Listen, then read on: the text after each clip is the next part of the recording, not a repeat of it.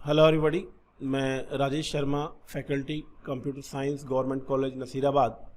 आप सभी का एक बार फिर से स्वागत करता हूं हमारी सी लैंग्वेज की क्लास में।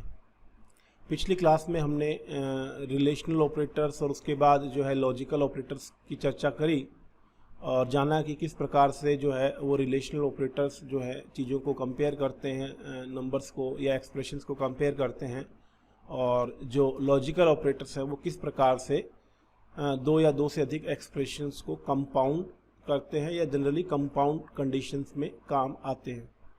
तो आज हम इन दोनों का इस्तेमाल करते हुए एक प्रोग्राम जो है वो बनाएंगे सी लैंग्वेज में, जिसका नाम है मार्कशीट प्रिपरेशन।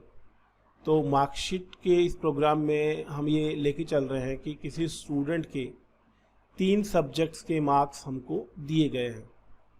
तो उस केस में सॉरी तो उस केस में हमें जो है वो टोटल निकालना है, देन परसेंटेज और उसके बाद उसकी डिवीज़न के लिए क्राइटेरिया जो है वो आपका 75 या उससे अबव है तो ऑनर्स, देन 60 या उससे अबव एंड 75 से बिलो है तो first division.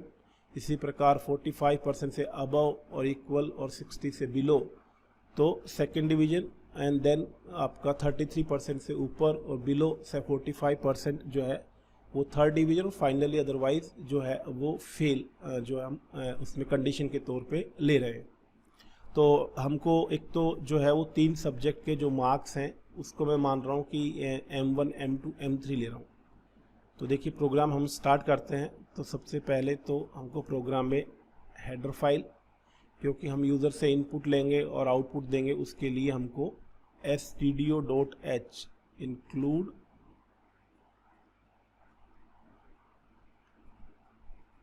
stdio for standard input output dot h header file जो है। उसके बाद void main, हमारा मेन फंक्शन जो कि जहाँ से प्रोग्राम का एग्जीक्यूशन स्टार्ट होता है। फिर हम इसमें वेरिएबल ले रहे हैं integer M1, M2, M3 total, और हम ये मान के चल रहे हैं कि जो मार्क्स हैं वो आउट ऑफ 100 हैं, 100 में से जो है मार्क्स ले रहे हैं। और टोटल भी जो है चूँकि आपका इंटीजर ही होगा, देन आपका फ्लोट टाइप में परसेंटेज, क्योंकि ये रियल वैल्यू हो सकती है। तो सबसे पहले हम इन 3 सब्जेक्ट के मार्क्स जो है वो रीड करेंगे। उसके लिए आप चाहें तो पहले कोई मैसेज देना चाहें कि एंटर मार्क्स ऑफ 3 सब्जेक्ट, इस प्रकार से दे सकते हैं। मैं डायरेक्ट लिख रहा हूँ, तो scanf %d एंड %d, ये आपके जो हैं 3 फॉर्मेट स्पेसिफायर हमने फॉर्मेट स्ट्रिंग में लिए हैं, जो कि क्रमशः M1, M2 और M3 के लिए हैं। मैंने जैसा कहा कि आप चाहें तो यहाँ पे बीच में रीड करने से पहले मैसेज कोई देना चाहें दे सकते हैं। मैंने भी हाल फिलहाल नहीं लिया है। उसके बाद जब 3 वैल्यू हमने M1, M2, M3 में रीड कर ली है, देन हम टोटल, तो जो टोटल वेरिएबल है TOT, वो आपका कैलकुलेट किया जाएगा M1, M2 और M3 से। तो ये आपका M1 plus M2 plus M3, इस प्रकार से आपका ये टोटल जो है वो निकल जाएगा। इसके बाद अगर परसेंटेज की बात करें तो परसेंटेज सिंपली, ये हमने कई बार पहले भी किया है, टोटल डिवाइड बाय 3.0।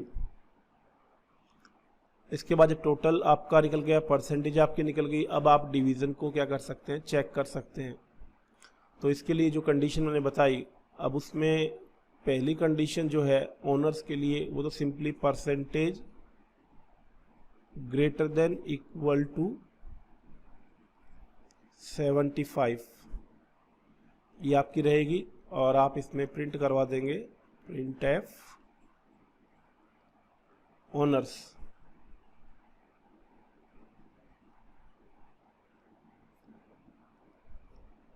मतलब हम प्रोग्राम में जो है वो केवल डिवीज़न प्रिंट ही करवा रहे हैं, जो भी उसका स्टेटस है डिवीज़न में, ऑनर्स के तौर पे, फर्स्ट डिवीज़न या सेकंड डिवीज़न, थर्ड डिवीज़न या फेल के तौर पे।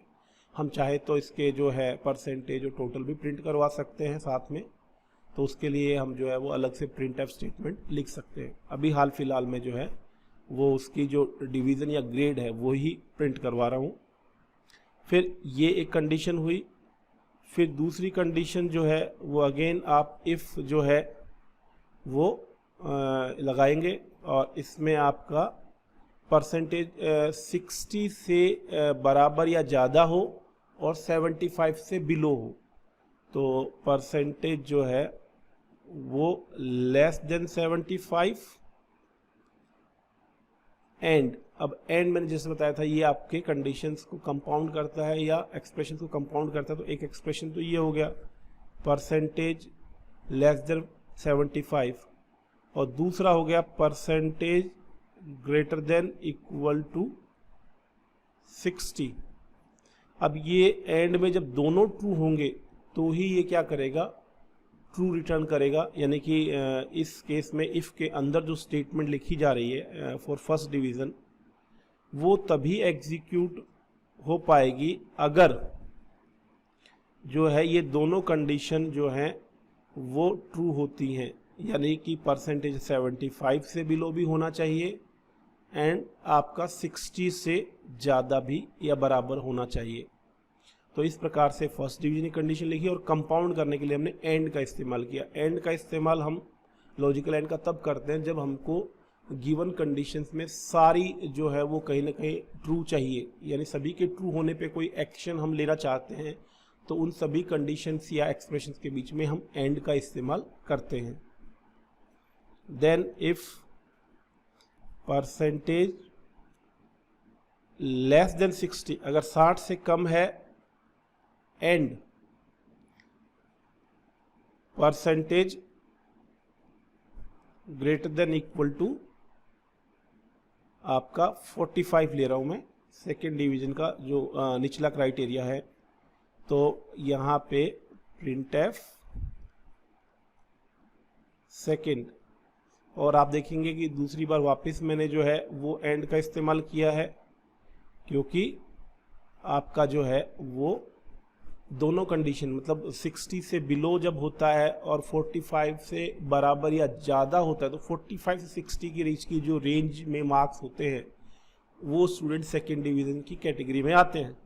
तो चूंकि हमको दोनों कहीं ना कहीं यहाँ पे फॉलो करवाने हैं, तो आपको एंड उसमें इस्तेमाल हम जो है वो कर रहे हैं। हाँ, कई बार ऐसा हो सकता है किसी प्रोग्राम में, आगे हम देखेंगे कि जहाँ पे एक से ज़्यादा कंडीशन होती हैं और उनमें किसी एक के ट्रू होने पर भी हम क्या करते हैं, कुछ काम या कुछ स्टेटमेंट एग्जीक्यूट करवाना चाहते हैं, तो उस स्थिति में हम जो है वो और का इस्तेमाल कर सकते हैं। लेकिन जब हमको स्ट्रिक्टली सारी कंडीशंस ट्रू चाहिए या सही होने पे ही कुछ एग्जीक्यूशन चाहिए, तो हम उस परिस्थिति में एंड का इस्तेमाल करते हैं। अब इसी प्रकार से हम जो है वो थर्ड डिवीज़न के लिए कर सकते हैं। इफ़ परसेंटेज, अगर मान लीजिए बच्चे के मार्क्स जो है वो 45% से नीचे, लेकिन जो मार्क्स हैं उनका परसेंटेज जो है वो 33% जो है उससे ज़्यादा या बराबर है। हालांकि यूनिवर्सिटीज़ में कई जगह 36% होता है, बोर्ड में जो है वो 33% होता है, सबका अपना अपना क्राइटेरिया हो सकता है। तो यहाँ पे मैं 33 ले रहा हूँ, वो आप जो भी चाहें वो रख सकते हैं, 33, 36, 40, डिपेंड्स आपका जैसा जो है वो आप दिमाग में लेके चलते हैं थर्ड डिवीज़न के लिए कंडीशन। तो इसमें मैं जो है वो प्रिंट एफ और ये आपका थर्ड, इसके बाद जो है वो आपकी एक कंडीशन जो बच जाती है वो बच जाती है फेल के लिए। तो हम ये कह रहे हैं कि अगर जो मार्क्स आए हैं वो 33 से कम है, यानी मार्क्स का परसेंटेज लेस देन 33 है, तो प्रिंट एफ फेल। तो इस प्रकार से हमने ये पूरा प्रोग्राम जो है वो सिंपल इफ़ स्टेटमेंट से ही बनाया है। हालांकि हम चाहते तो इसमें इफ़ एल्स या आगे दूसरे इफ़ के वर्जन जो भी हमने पढ़े नहीं है वो भी इस्तेमाल किए जा सकते थे, पर अभी हाल फिलहाल जो आप देख पा रहे हैं कि इसमें जो है वो आपका सिंपल इफ़ यूज़ हुआ है और यहाँ पे प्रोग्राम मैं टर्मिनेट कर रहा हूँ। और आप चाहें तो मैंने कहा ये जो प्रिंट इफ़ स्टार्ट हुआ है, इफ़ जहाँ से स्टार्ट उससे पहले टोटल या परसेंटेज प्रिंट करवा लें, या जहाँ पे ये लास्ट इफ़ है उसके बाद में करवा लें, जैसा आप चाहें करवा सकते हैं। तो यहाँ पे हाल फिलहाल मेरा फोकस जो है वो उसकी डिवीज़न पे या स्टेटस पे था कि ये ओनर्स है, फर्स्ट डिवीज़न है, सेकंड है, थर्ड है या फेल है। तो यहाँ पे मैंने इंडिपेंडेंट इफ़ यूज़ किए हैं जो कि आप देख पा रहे हैं। पहला इफ़ जो है वो आपका इस तरीके से ओनर्स के लिए कंडीशन लगाता है और ये कंडीशन सिंपल कंडीशन है जिसमें greater than equal to relational operator का हमने इस्तेमाल किया है। दूसरा जो फर्स्ट डिवीज़न कंडीशन है वो कंपाउंड कंडीशन है। इसमें आप देख पा रहे हैं दो कंडीशन यूज़ हुई है, एक अपर लिमिट के लिए, एक लोअर लिमिट के लिए, कि 60 से ज़्यादा या बराबर, तो इसके लिए कि रिलेशनल एक्सप्रेशन है। फिर एक और रिलेशनल एक्सप्रेशन की 75 से बिलो भी होना चाहिए। तो उनको कंपाउंड करने के लिए हमने बीच में देखिए एंड का जो है वो इस्तेमाल किया है, और जो एंड है वो आपका ये एश्योर करता है कि ये दोनों कंडीशन जो है वो आपके ट्रू होंगी, तो ही जो है वो आगे एग्जीक्यूशन होगा या इसका ब्लॉक जो है वो एग्जीक्यूट होगा। इसी प्रकार से सेकेंड डिवीजन के लिए दो अलग अलग रिलेशनल एक्सप्रेशन को हमने क्या किया है, कंपाउंड किया है। आप देख पा रहे होंगे ये आपका जो है परसेंटेज जो है एक तो 60 से कम होना चाहिए, दूसरा परसेंटेज 45 से बड़ा या बराबर, और उनको कंपाउंड करने के लिए अगेन एंड, क्योंकि हमको दोनों कंडीशन ट्रू होने की सूरत में ही ये एग्जीक्यूशन करवाना है। थर्ड डिवीजन के लिए percentage less than 45 and percentage greater than equal to 33, तो प्रिंट एफ थर्ड। और लास्ट में फेल के लिए जो है वो सिंपल कंडीशन है या सिंपल रिलेशनल एक्सप्रेशन है जिसमें कि परसेंटेज जो है वो 33 से अगर कम है तो हम उसको फेल प्रिंट करवा रहे हैं। तो ये हमारा आज का प्रोग्राम था जिसमें हमने मार्कशीट नाम दिया। हालांकि आपको जो भी नाम उचित लगता है, जैसे percentage, total percentage division program या सिंपली डिवीजन प्रोग्राम, आप कोई भी उचित नाम जो है इसका रख सकते हैं। और मेन हमारा फोकस ये था कि हम इसमें ये देख सकें कि किस प्रकार से जो लॉजिकल ऑपरेटर और रिलेशनल ऑपरेटर को मिक्स किया जाता है आपके मल्टीपल कंडीशंस क्रिएट करने एंड देन उनको कंपाउंड करने के लिए, जो कि हमने पिछली क्लासेस में रिलेशनल ऑपरेटर्स और लॉजिकल ऑपरेटर्स को जाना और समझा था। तो आज हमने उसका प्रैक्टिकल किया। तो आज की क्लास में इतना ही। नेक्स्ट क्लासेस में हम जो है कुछ और प्रोग्राम देखेंगे, और इफ़ के भी जो बाकी वेरिएशन है, दो वेरिएशन और रह जाते हैं। एक आपका जो है नेस्टेड इफ़ एंड देन आपका लैडर इफ एल्स। तो आज की क्लास में इतना ही। आपका यह लेक्चर देखने के लिए बहुत बहुत धन्यवाद।